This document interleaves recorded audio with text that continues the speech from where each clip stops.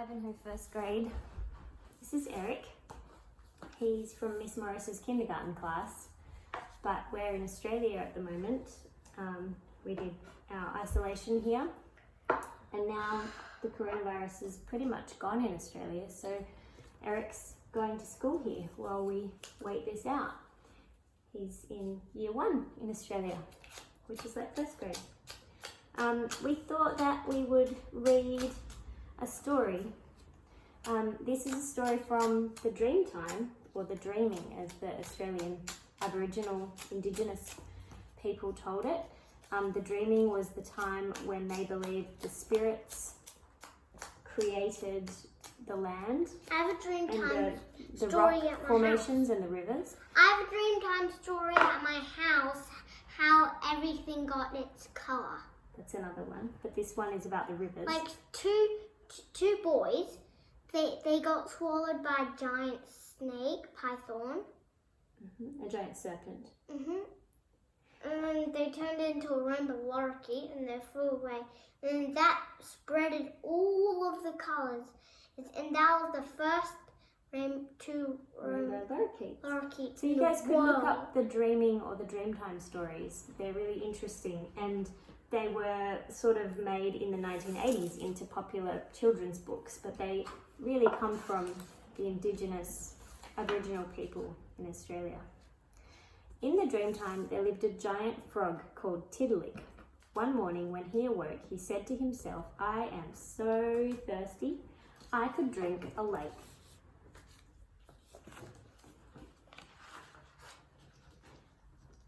Then he drank a river, and then a billabong, and then a stream, but Int'l Wk was still thirsty. And you can write or draw. I think like the first person who gets this video can draw, like write some questions on it, or like write some more on it. Can we keep reading? Yeah. All day long he searched for water, and all day long he drank. Slurp, gurgle, slurp. At last Int'l Wk rested. He had to, for his whole body was swollen with water. "That's better," he said to himself, and he fell asleep. Look at his big tummy. Have you seen it? I've seen it. When the sun rose the next morning, there was not a drop of water to be seen. The rivers were dry, the lakes were dry, the streams were dry, the leaves withered on the trees, flowers wilted in the heat. See, sweetie, I just drink water sometimes when I need it. "What are we going to do?" asked the birds and the animals. "Int'l Wk has drunk all the water in the world." "There was only one thing we can do," said a wise old wombat. "We must make Int'l Wk laugh." The animals were puzzled. What does he mean?" they asked. "When Int'l Wk laughs," the wombat explained, "he will open his mouth and all the water he has drunk will come spilling out." See all the Australian animals having a meeting? We have very unusual animals here, don't we? Except the wombat. So the animals decided to hold a playabout. They all gathered round Int'l Wk. "Let the playabout begin," said the wombat.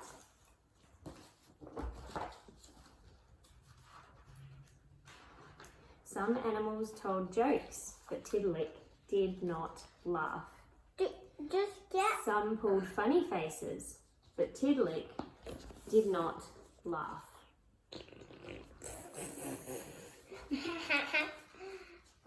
Some played nasty tricks, but Int'l Wk did not laugh. Some did funny dances, but Int'l Wk did not laugh. Int'l Wk did not Some sang silly songs, but Int'l Wk did not laugh.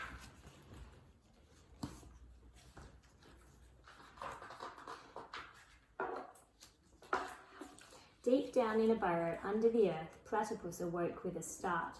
"What is that noise?" Platypus had not joined in the playabout, for she belonged to no animal tribe. She kept herself to herself. She had fur like a wombat, feet and beak like a duck. She swam underwater like a fish and laid eggs like a snake. So she lived alone and rarely saw another creature, but now Platypus was cross. She marched up the tunnel into the daylight. Why he cross? I've never seen a platypus in the wild, have you?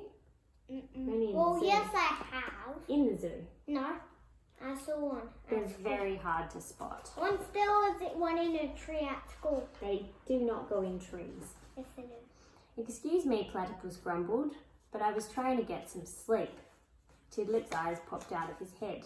He had never seen such a strange animal in all his life. He began to smile and a few drops of water fell out from his mouth. That was the platypus in its burrow and then coming to talk to Tidlick. That's what made him laugh. And then Tidlick laughed. How he laughed. He roared and gawoffed. He chuckled and chortled. Oh, how he laughed. And from his mouth all the rivers and lakes and streams came swooshing out. Like, Well done, Platypus, said the wombat. Thank you for making Tidlick laugh, said the animals.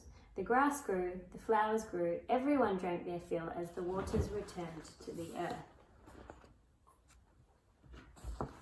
so even the people can. After Tidlick, there were no more frogs, giant frogs, in Australia, only small ones. But like him, they can fill themselves up with water and save it for a dry day. And tomorrow, what are we going to show them? We're going to make one more video. Us scootering, and there might be some more. Just outside our front door is the Sydney Harbour Bridge. So today it was raining, but tomorrow after school, Eric's going to ride his scooter across the Harbour Bridge and we'll And make guess a what? video. And what can we see from up on the bridge? The opera house, and would it be night? We can go in the day so they can see the harbour. Okay. And Mum, can I talk by myself sometime? Yes.